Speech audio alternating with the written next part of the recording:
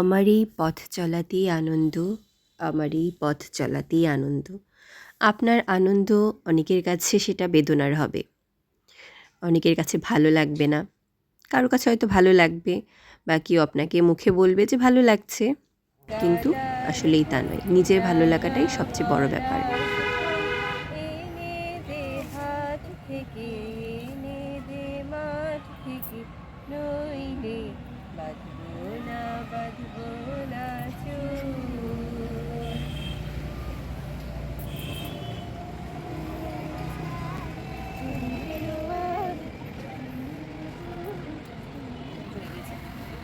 আমায় গেঁথে দাও না মাগো একটা পলাশ ফুলের মালা,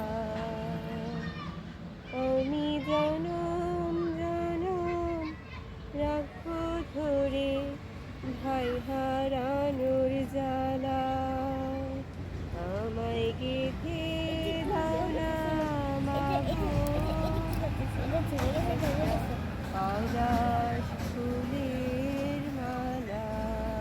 ধরো, আমি গেঁথে দিচ্ছি।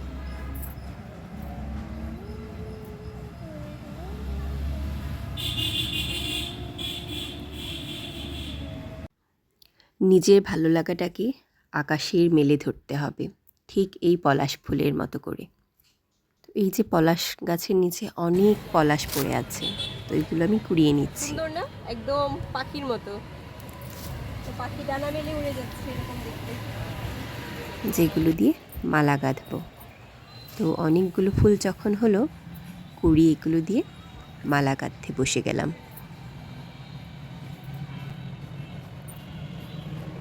মধু হয় অনেক, অনেক।